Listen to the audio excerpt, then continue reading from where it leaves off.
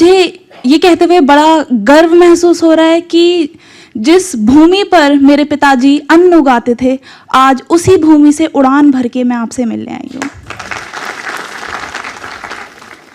एक ऐसा टाइम था जब नेट तक नहीं था, पढ़ने की कोई सुविधा इतनी अच्छी नहीं थी, स्कूल जाने के लिए बसेस ठीक से नहीं होती थी, पर जैसे जैसे विकास हुआ, हमारे क्षेत्र में तरक्की बढ़ी, सुविधाएं आई, उससे ही मैंने नीट 2021 में निकाला बिना किसी कोचिंग के, और जो भी सुविधाएं थी उसी से लेकर। तो ये सब आपकी वजह से ही हो पाया है। बहुत बहुत शुक्रिया आपका, इसलिए मैं आपकी बहुत शुक्रगुजार हूँ और मैं चाहती हूँ कि आप भविष्य में प्रधानमंत्री के रूप में भी रहें।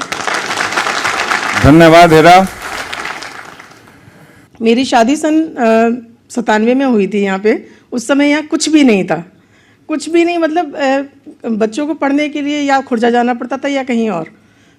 जो बच्चे बाहर निकल गए वही मतलब निकल पाते थे, वरना गांव के लोगों के लिए कोई वो नहीं था। लेकिन अब 2018 के बाद जो यहाँ पे एकदम से कनेक्टिविटी जो बढ़ी है, उस वजह से लोगों को, बच्चों को इतनी सुविधाएं हुई हैं कि वो आगे तक की ऊंची पढ़ाइयों तक जा सकते हैं।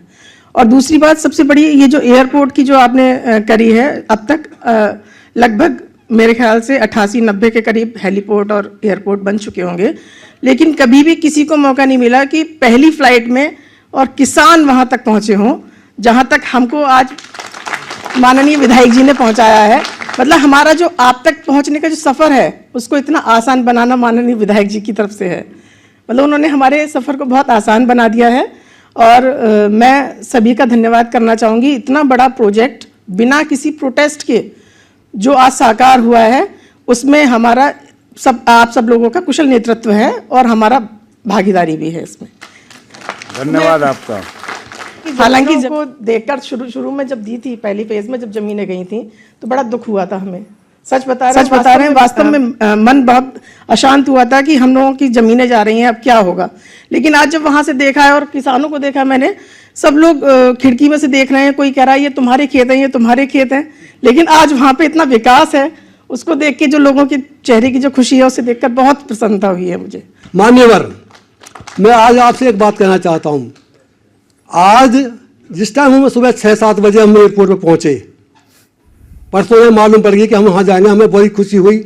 हमारे जो किसान यहाँ आए, 99% किसान ऐसे हैं जिन्होंने हवाई जहाज उड़ता हुआ देखा है, न कि जमीन में भी नहीं देखा इन्होंने। और आज माने आपके आशीर्वाद से, माने विधायक जी के मेहनत से आज ये किसान पहले इस 6 गांव के जो किसान हैं, पहले 6 गांव के फेज के किसान हैं। सबसे ज़्यादा योगदान, सबसे ज़्यादा बलिदान हम लोगों ने किया है। हमने अपनी ज़मीन को बिल्कुल ना के बराबर दे दिया। हमने आपने मुख्यमंत्री जी, आपने जो गोरखपुर वाली घटना हमको सुनाई थी, मुख्यमंत्री जी आपने हमको एक गोरखपुर वाली घटना सुनाई थी।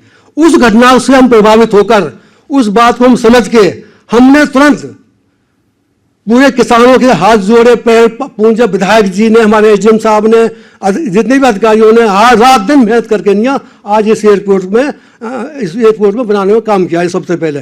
और देखो, आप हमारे मोदी जी ने तो भारत बदल दिया, आपने उत्तर प्रदेश बदल दिया, और हमारे विधायक जी ने, धीरेन्द्र सिंह ने जेवर बदल दिया।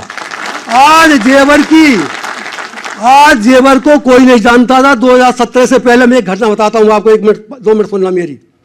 मेरा गांव जहांपुर है, एक 50 साल की बुढ़िया औरत, विधवा, जेवर बैंक हुआ करती थी, बेचारी 7,000 रुपये निकाल के लाई पेंशन के। और उस दोपहरी का गर्मी पड़ रही थी सर, वो गांव में घुसते घुसते 2 बदमाश आए और मोटरसाइकिल से उस पैसे को छीन के चले गए। मैं गांव के पैसे, मैं झूठ बोला सच बोल रहा हूँ, 7,000 रुपये उससे छीन के चले गए। अब मैं बताता हूँ 2019 की बात, जिस टाइम मुआवजा बढ़ रहा था हमारे गांव में, तो हमारे गांव में एक बैंक थी सर, हमारे फतेह मोहम्मद है, मुसलमान नगला सीतर के, 75 साल की उम्र उनकी।